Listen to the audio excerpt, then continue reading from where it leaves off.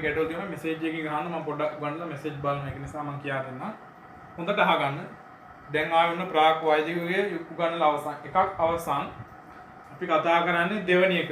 යුග 3යි. යුග 3න් එක ඉවරයි. දෙක කතා කරන්නේ. මම කිව්වා දෙකේ කතා කරන්න තොරතුරු තියෙනවා වැඩි. ඒක නිසා තමයි මම මේක බෝඩ් එකේ උගන්වලා ලියලම උගන්වන්න හිතුවේ. හැබැයි මේකේ ගොඩක් පාඩම් කරගන්න ශ්ලෝක 4ක් විතර තියෙනවා. පාඩම් කරගන්න ඕනි ඒවා 4ක් විතර තියෙනවා. ඒ 4 පාඩම් කළා නම් මේකේ මොන ප්‍රශ්නයක් ඇහුවත් කරකවලා ලියන්න පුළුවන් හැකියාව තියෙනවා. අපි උඩ එක අමතක කරන්න කියන්නේ දැන්ට අමතක කරන්න නැත්තම් පැටලෙයි.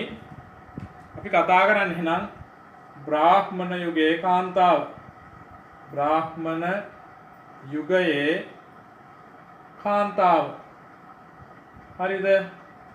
මේක ලේසි මතක තියාගන්න.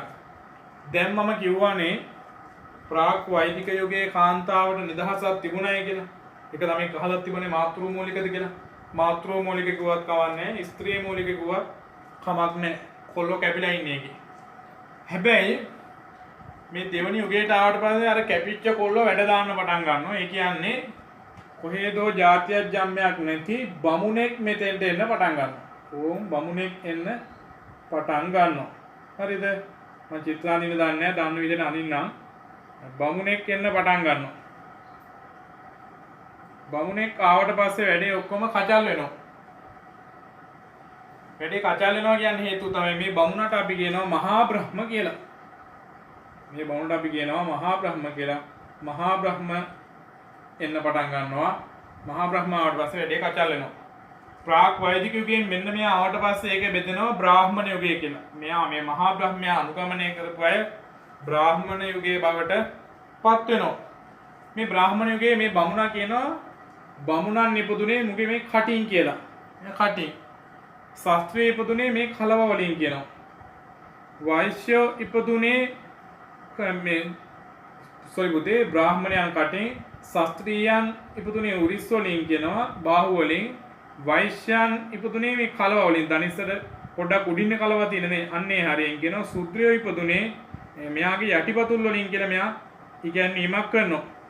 ඒ ඉගැන්වීම පැත්තකට දානු ඒ ඉගැන්වීම අපිට වැඩක් නැහැ. ඇයි ඒක අපි කතා කළේ වෙන යුගයක් ගැන විස්තර කරන්නනේ. ඒක අපිට වැඩක් නැහැ. අපි මෙතෙන්දි කතා කරන්නේ මේ මහා බ්‍රහ්ම සංකල්පයත් එක්ක ಭಾರತೀಯ කාන්තාවට මොකද උනේ කියලා. මෙයා ඉගැන්වූ සංකල්පයත් එක්ක කාන්තාව සමාජයේ පහත්ම කෙනෙක් විදියට තමයි සැලකුවේ. පුතේ පේන්නේ නැත්තම් පොඩ්ඩක් බලන්න මේ කියන්නේ සිග්නල් පොඩ්ඩක් මදි ඇති. එහෙනම් හොඳට අහගෙන ඉන්න. පේන එක පොඩ්ඩක් පැත්තකට දාලා අහගෙන ඉන්න. මොකද මම මේ ලියන හැම එකක්ම වචනෙන් විස්තර කරන නිසා. එතකොට මෙයා කිව්වා කාන්තාව කියන්නේ සමාජයේ පහත්ම පිරිසක් කියලා. හොඳට මතක තියාගන්න. පහත්ම පිරිසක් කිව්වා කාන්තාව කියන්නේ. කාන්තාව කියන්නේ සමාජයේ ගන්න දෙයක් නෑ. පහත්ම පිරිසක්. කාන්තාව කියන කෙනා දැන් අපි අරගේ කතා කළා නෙමේ. මාතෘ මූලික සමාජයක් තිබුණ කියලා. හැබැයි මෙයාලා කිව්වා කාන්තාව කියන්නේ පිරිමින්ගේ කාම ආශාව. කාම ආශාව සම්පූර්ණ කිරීමට නිර්මාණය කළ පිරිසක් කියලා. කාන්තාව කියන්නේ පිරිමින්ගේ කාම ආශාව සම්පූර්ණ කරන්න බිහි වෙච්ච පිරිසක් කියලා තමයි බමුණෝ ප්‍රකාශ කළ දෙමුනේ. ඒ නිසා කාන්තාවට කිසිම සමාජ අයිතිවාසිකමක් ලබා දුන්නේ නැහැ. හොඳට මතක තියාගන්න. මේ යටිපතුල් වලින් ඉපදුණු සූත්‍රයක් කාන්තාවත් දෙන්නම එක වගේ මේ දෙගොල්ලන්ටම බමුණු සමාජයේ කිසිම සැලකිල්ලක් ලබා දීලා තිබුණේ නැහැ. උදාහරණයක් විදිහට සූත්‍රයකට දුන්න දඬුවම කාන්තාවක් වරද්දා කළොත් කාන්තාවට දෙන දඬුවම දෙකම එක වගේ වුණා. සාමාන්‍යයෙන් සතෙක් තරම්වත් අයිතිවාසිකමක් ඒ සමාජය තුල කාන්තාවටත් සූත්‍ර වංශිකයන්ටත් තිබුණේ නැහැ කියලා හොඳට මතක තියාගන්න. ඊට පස්සේ ඔබේ මයික් එක මේ මියුට් කරගන්න එකපාරක් කිව්වම හරියන්නේ නැහැ. අනිත්‍යයට කරදරයි. එතකොට ඊට පස්සේ කාන්තාව පහත් කියලා කිව්වයි කියලා අපිට දැන් කටින් කියලා හරියන්නේ නැහැ. අපිට කියන්න පුළුවන් කොහොමත් මේ බමුණෝ කාන්තාවට පහත් තත්ත්වයකින් සලකලා තිබුණේ කියලා. හැබැයි එහෙම කටින් කියලා හරියන්නේ නැහැ. අපි මේ කරුණු තහවුරු කරන්න ඕන. දැන් අපි අරගේ කරුණු තහවුරු කළේ කොහොමද? අපි ලියනවා කියලා කිව්වනේ. මවක් වශයෙන් එහෙම නැත්නම් ගී ගයන්න කැමති පුරුෂයෙක් සමග විවාහ වෙන්න අයිතිය තිබුණා. ඒ ආදි වශයෙන් ඉගෙනුවනේ. ඒ වගේම මෙතනත් අපි මේකට කරුණු තහවුරු කරන්න ඕන. හැබැයි මෙතෙන්දී කරුණු තහවුරු කරන්න වඩා යෝග්‍යයි බමුණු උගන්වපු ශ්ලෝක භාවිතා කරන්න පුළුවන් නම්. ශ්ලෝක කිව්වට පස්සේ අලුත් જાතියක් නෙවෙයි. සරල මතක තියාගන්න. සිංහල භාෂාවේ තියෙන්නේ සිංහලයේ තියෙන කවි. සිංහලයේ තියෙන කවි. පාලි වල තියෙන්නේ ගාථා. පාලි භාෂාවේ ධම්මපදයේ තියෙන ගාථානේ ධම්මපදයේ කවි නෑ. ධම්මපදයේ තියෙන ගාථා. එතකොට එහෙනම් සංස්කෘත භාෂාවේ තියෙන ශ්ලෝක. සංස්කෘත කියලා භාෂාවක් තියෙනවා. හින්දි වගේ. සංස්කෘත භාෂාවේ තියෙන්නේ ශ්ලෝක. එතකොට එහෙනම් සිංහල භාෂාවේ ශ්ලෝක නෑ. ඒ කියන්නේ බමුණන්ගේ භාෂාව තමයි සංස්කෘත භාෂාව. බුදුහාමුදුරුවෝ භාවිතා කළේ මාගධී භාෂාව කියන්නේ පාලි භාෂාව. සංස්කෘත භාෂාවෙන් ලියවෙච්ච ශ්ලෝක තියෙනවා. ඒ ශ්ලෝක මෙතෙන්ට අපි ලියන පිළිතුරට දාන්න ඕන.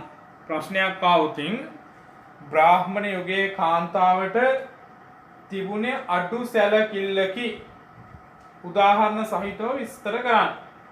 එතකොට එහෙනම් ඔයාලට අර ඇඳලා පෙන්නුවා වගේ අපි ලියන A4 sheet එකේ අපි මෙතන මැදින් පටන් අරගෙන කරන්නේ හැඳින්වීමක්. මොකද්ද මේ බ්‍රාහ්මණ යුගය කියලා කියන්නේ? හඳුන්වලා තමයි අපි ප්‍රශ්නෙට එන්නේ. ඒ කියන්නේ ප්‍රශ්නෙට එහෙනම් එන්න ඕන අපි දෙවනි ඡේදයෙන්. අපිට ඒවට දාන්න ඕනේ උදාහරණ. උදාහරණ අපිට දාන්න පුළුවන් ශ්ලෝක වලින්. ශ්ලෝක මං කිව්වා සංස්කෘත භාෂාවේ තියෙන ශ්ලෝක. ඔයාලා එහෙනම් අහලා ඇති ශ්ලෝකයක් මේ වගේ බලන්න අහලා මතකද කියලා. බාලේ පිතුරු වසේ තිස්ටේ ඔක්කොම ලියන්නේ මං සටහන දෙනවා. බාලේ පිතුරු වසේ තිස්ටේ පාණීග්‍රාහස්ස යවුනේ පුත්තානං බර්තරි ප්‍රේතේ න බජේති ස්ත්‍රී ස්වතන්ත්‍රතාම්. හරි ලේසි. බාලේ පිතුරු වසේ තිස්ටේ පාණීග්‍රාහස්ස යවුනේ පුත්තානං බර්තරි ප්‍රේතේ න බජේති ස්ත්‍රී ස්වතන්ත්‍රතාම්. තප්පරයකින් පුතේ. හරි මේ අපි කතා කරමු. එතකොට ශ්ලෝක කියලා මම මේවට කිව්වේ පාලි වල තියෙන ගාථා මේ සංස්කෘත භාෂාව. මේකේ තියෙන ශ්ලෝකයක් බාලේ පිතුරු වසේ තිස්ටේ පාණීග්‍රාහස්ස යවුනේ පුත්තානම් බරතරි ප්‍රේතේන බජේති ස්ත්‍රී ස්වතන්ත්‍රතාම්. එතකොට මේකේ තේරුම හරියේසි. බාලේ පිතුරු වසේ තිස්ටේ. බාලේ කියලා කියන්නේ අපි පුංචි කාලෙට. ඔයාලා මා බාල කාලය කියලා තියෙන්නේ. බාලේ කියන්නේ පුංචි කාලේ. බාලේ පිතුරු වසේ තිස්ටේ. පිතුරු කියලා කියනවා තාත්තට. පුංචි කාලේ කාන්තාව ඉන්න ඕනි තාත්තා ගාවලු. බාලේ පිතුරු වසේ තිස්ටේ. ඔය බමුණු කියන්නේ පාණීග්‍රාහස්ස යවුනේ. යවුනේ කියන්නේ යවුන් වයස තරුණ වියටපත් වුණාට පස්සේ ඉන්න ඕන තමන්ගේ ස්වාමියා යටතේ. තරුණ භාවයටපත් වුණාට පස්සේ ඉන්න ඕනේ තමන්ගේ ස්වාමියා යටතේ. ඊට පස්සේ පුත්තානම් බර්තරි ප්‍රේතේ පුත්‍රයා මරණයටපත් වුණායින් පසුව පුත්තානම් බර්තරි ප්‍රේතේ ස්වාමියා මරණයටපත් වුණායින් පසුව එහෙම නැත්නම් ස්වාමියා මරණයටපත් වුණාන් පස්සේ ඉන්න ඕනේ තමන්ගේ වැඩිමහල් පුතා යටතේ. එහෙම නැත්නම් පිරිමි දරුවා යටතේ. බාලේ පිතුරු වසේ තිස්ටේ පාණීග්‍රාහස්ස යවුනේ පුත්තාන න බජේති ස්ත්‍රී ස්වතන්ත්‍රතාම්. ස්ත්‍රියට කවදාවත් තනියෙන් ජීවත් වෙන්න බෑ කියලා කිව්වා. ඒ කියන්නේ කාන්තාවට පිරිමියෙක් නැතුව ජීවත් වෙන්න අමාරුයි කියලා බමුණු කිව්වා. ඔන්නේ එතකොට එක ශ්ලෝකයක්. ඒ කියන්නේ මෙතෙන්දි කතා කළේ කාන්තා කියන චරිතය ජීවිතේ හැමදාම ඉන්න ඕනි පිරිමි කෙනෙක් යටතේ කියලා බමුණු ඉගැන්වීමක් සිද්ධ කළා. ඒ තමයි කාන්තාව පිළිබඳ බමුණන්ගේ එක්තරා ඉගැන්වීමක්. මම කිව්වා බමුණෝ ඉගැන්වීම මේ කාන්තාව පහත් තත්ත්වයට දාලා කාන්තාවගේ තත්ත්වය පහත් කියලා සලකලා තමයි බමුණෝ නිතරම ඉගැන්වීම. ඒකට තියෙනවා තව ගාත් ශ්ලෝකයක් අර වගේම.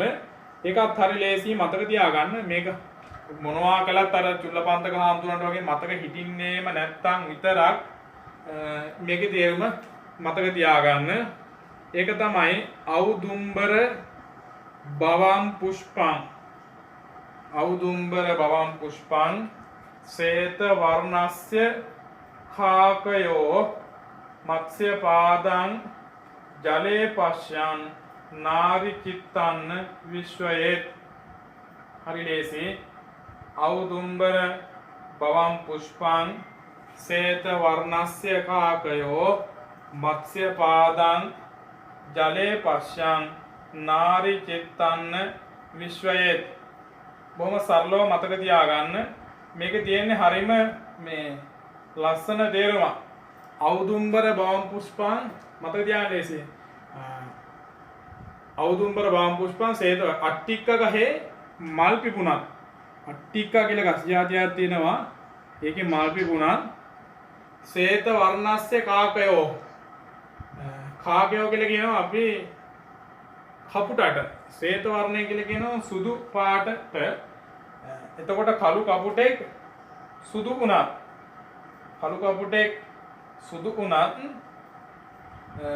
මත්ස්‍ය පාදං ජලේ පශ්යන්. මත්ස්‍ය පාදං කියන්නේ මාළුවගේ පාසටහන් ජලෙහි දකින්න ලැබුණත් නාරි චිත්තන්න විශ්වයේ කාන්තාව නම් විශ්වාස කරන්න එපා කියලා ඉගැන්වුවා. හරිම සතුටු ඇති මං හිතන්නේ මේක අහගෙන ඉන්න පිටිවි ළමින්ට නේද?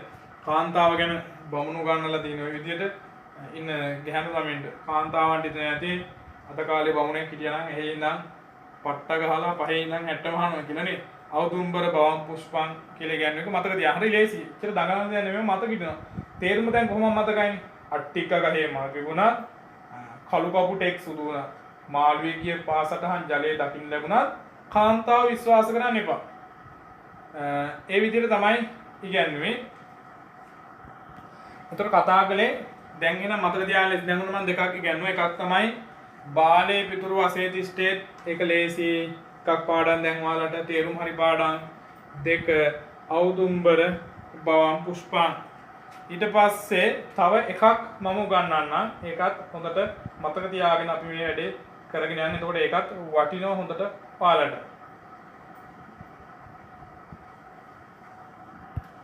ඒකත් ඒ වගේම මේ ලේසි ගොඩක්ම අමාරු නෑ. ඒකත් මේ මතක තියාගන්න. ලේසි ගොඩක්ම අමාරු නෑ. දර්ශනං චිත්ත වෛකල්‍යං ස්පර්ශං දන නාසනං සයනේ මරණං කුර්යාත් ස්ත්‍රී ප්‍රත්‍යක්ෂ රාක්ෂසේ. හරිම ලේසි. චුට්ටක් පාඩම් කරගන්න අමාරු වෙති පළවෙනි පාඩට අහන ඇට. ඒ වුණාට මේක ලොකු අමාරු නෑ. බලන්නකෝ. දර්ශනං චිත්ත වෛකල්‍යං. දර්ශනං කියලා කියන්නේ අපි දකින්නවා කියන එකටනේ.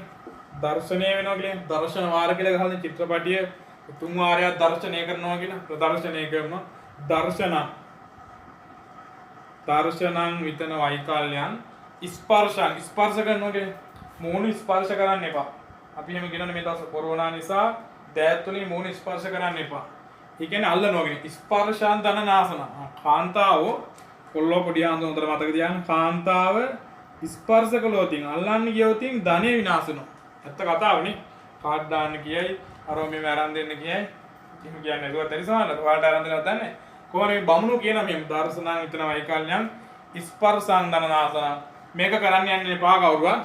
සයනේ වර්ණං කුර්යාත්. ඒ කියන්නේ මේ කාන්තාවක් එක යහංගත වෙන්න ගියොත් නිදි ගන්න ගියොත් අපි කියන්නේ යහංගත වෙනවා කියන කාන්තාවක් එක යහංගත වුවොත් සයනේ මරණං කුර්යාත් අනිවාර්යෙන් මරණයටපත් වෙනවා. මරණං කියලා කියන්නේ මරණයට. මරණං කුර්යාත් ස්ත්‍රී ප්‍රත්‍යක්ෂ රාක්ෂසේ.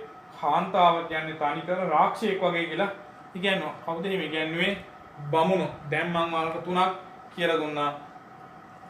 දර්ශනං විතන වෛකල්‍යං ස්පර්ශං දනනාසනං සයනේ මරණං කුර්යාත් ස්ත්‍රී ප්‍රත්‍යක්ෂ රාක්ෂසේ. ස්ත්‍රී කියන්නේ රාක්ෂියක් වගේ කියලා කිව්වා. ඔයාලා ප්‍රශ්න අහන්න පුතේ මම විනාඩි දෙකක් දෙන්නම් තව චුට්ටක් උගන්වන්න මේ කොටස. එතකොට දැන් මේ තුන මතක තියාගෙන බලන්න. බාලේ පිටුරු අසේතිස්ටේට් 1යි, ඖදුම්බර බවම් පුෂ්පං 1යි 2යි, දර්ශනං විතන වෛකල්‍යං කියන 1යි 3යි. තව එකක් උගන්වන්නම් කැමති අය මතක තියාගන්න. මතකයේ වැඩි දියුණු කරගන්න. එහෙම ලොකුවටම අවශ්‍ය නැහැ. ඔයාලා අහලා ඇති මුඛපත්ම දලාකාරං. මුඛපත්ම දලාකාරං ඒක ලේසිය මතක තියාගන්න. මේකට වැඩි ලේසියද මන්ද? මුඛපත්ම දලාකාරං වාචා චන්දන සීතලං මధు තිෂ්ඨති ජීවහාග්‍රේ හදයේසු හලාහල. මුඛපත්ම දලාකාරං කියලා කියන්නේ කාන්තාවගේ මුහුණ නිරුමලක් වගේ පිය කරවලු. මුඛපත්ම දලාකාරං වාචා චන්දන සීතලං. වාචා කියන්නේ වචන, චන්දනං සීතලං කියන්නේ සඳුන් වගේ සිසිල්ලු. වචන සඳුන් වගේ සිසිල්. මధు තිෂ්ඨති දිවහාග්‍රේ. ඒ වචන කතා කරන වචන මේ දිවාග තියෙන මී පැණි බිඳු වගේ කියලා කියන්නේ. මధు තිෂ්ඨති ජීවහාග්‍රේ හදයේසු හලාහලක්. හදවත හලාහල විස සහිතයි. හදවත විසයි. කාන්තාවගේ හදවත විසයි කියලා කියන්නේ හරි ලේසි. පාපාරා බලමු. මුඛපත්ම දලාකාරං වාචා චන්දන සීතලං මధు තිෂ්ඨති ජීවහාග්‍රේ හදයේසු හෘදයේසු හලාහල. තේරුම තමයි කාන්තාවගේ මුහුණ පියුමක් මෙන් පියකරුය, වචන සඳුන් මෙන් සීසිල්ය. ඒ කියන්නේ දිවාග මී බිඳු වගේලු. හැබැයි හදවත හලාහල විස සහිතයි කියලා තමයි මේකේ තේරුම. දැන් මම හතරක් කියා දුන්නා. මේ හතර තුලින්ම කියන්නේ අපි කතා කළේ දෙවනි යුගයේ කියන්නේ බ්‍රාහ්මණ යුගයේ. එහෙම නැත්නම් බමුණන් යුගයේ තුල කාන්තාවගේ තත්වය පහත් කියලා සලකන්නේ කියනු හේතු සාධක හතරක් ලියන්න පුළුවන්. දැන් අපිට බාලයේ පිටුරු වශයෙන් 1යි, අවතුම්බර බාම පුෂ්පං 1යි 2යි, දර්ශනාංගිතන වෛකල්‍යං 1යි 3යි, මුඛපත්ම දලාකාරං කියන 1යි 4යි. මේකෙන් අඩුම 3ක් බලා ගන්න. මම මේකටත් ප්‍රශ්නයක් ඔයාලට ලියන්න ලබා දෙනවා. දැන් මොන හරි ප්‍රශ්න තියෙනවා නම් මෙසේජ් එකකින් අහන්න.